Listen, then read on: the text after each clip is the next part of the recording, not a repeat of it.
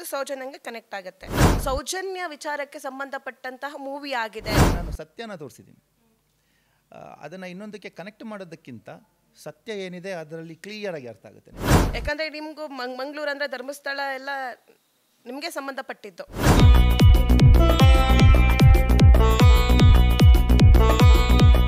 S, ನಿಮ್ಮ cinema ಬಗ್ಗೆ ಹೇಳೋದಾದರೆ ತುಂಬ ಚೆನ್ನಾಗಿ ರಿವ್ಯೂ ಬರ್ತಾ ಇದೆ, ಜನ ಒಳ್ಳೆ ಕಮೆಂಟನ್ನು ಕೊಡ್ತಿದ್ದಾರೆ.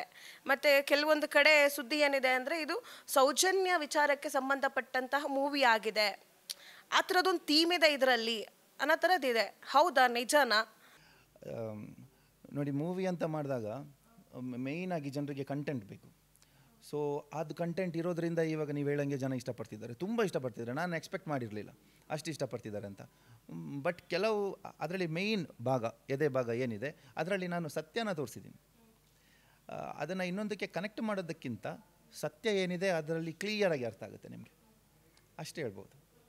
ಓಕೆ, ಅಂದರೆ ಆ ಘಟನೆನ ಆಗಿರೋದು ನಿಜಾನ ಸುಳ್ಳ ಅನ್ನೋದು ಈ ಮೂವಿಯಲ್ಲಿ ಗೊತ್ತಾಗುತ್ತೆ, ಸತ್ಯ ಇದೆ. ಓಕೆ, ಸೊ ಸೌಜನ್ಯ ವಿಚಾರವಾಗಿ ಸತ್ಯ ಯಾರ್ಯಾರು ತಿಳ್ಕೊಬೇಕು ಅಂತಿದ್ದಾರೆ ಅವರೆಲ್ಲ ಕುಡ್ಲ ನಮ್ಮದು ಊರು ಸಿನಿಮಾ ನೋಡಬೇಕು. ಕುಡ್ಲ ನಮ್ಮದೂರು ಮೂವಿ ನೋಡಿದಾಗ ಅದರಲ್ಲಿರೋ ಸತ್ಯ ಗೊತ್ತಾಗುತ್ತೆ. ಹೌದು. ಓಕೆ, ಸೊ ನಿಮಗೆ ಆ ಸತ್ಯಗಳು ಗೊತ್ತಿತ್ತಾ? ಅದನ್ನು ಇನ್ಸ್ಪೈರ್ ಆಗಿ ಇಟ್ಕೊಂಡು ಈ ಸಿನಿಮಾ ಮಾಡಿದ್ದ ನೀವು? ಯಾಕಂದರೆ ನಿಮಗೂ ಮಂಗಳೂರು ಅಂದರೆ ಧರ್ಮಸ್ಥಳ ಎಲ್ಲ ನಿಮಗೆ ಸಂಬಂಧಪಟ್ಟಿದ್ದು. ಸೊ ಅಲ್ಲಿನ ವಿಚಾರಗಳು ಗೊತ್ತಿರುತ್ತೆ ನಿಮಗೆ, ವಿಚಾರಧಾರೆಗಳು, ನಿಮ್ಮ ಅಕ್ಕಪಕ್ಕದವ್ರು ಮಾತಾಡಿರೋದು ಎಲ್ಲ ಇರುತ್ತೆ. ಹಾಗಾದರೆ ಸತ್ಯನಾ? ಅದರಲ್ಲಿ ಸುಮಾರು ಸತ್ಯಗಳಿದೆ, ಅದು ಡಿಸೈಡ್ ಮಾಡ್ತಾರೆ ಜನ ಯಾವುದು ಸತ್ಯ ಯಾವುದು ಸುಳ್ಳು ಅಂತ.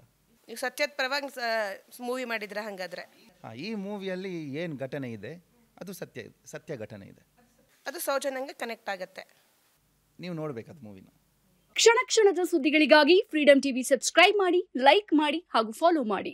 ಹೊಸ ಸುದ್ದಿಗಳ ನೋಟಿಫಿಕೇಶನ್ಗಾಗಿ ಬೆಲ್ ಐಕಾನ್ ಮೇಲೆ ಕ್ಲಿಕ್ ಮಾಡಿ.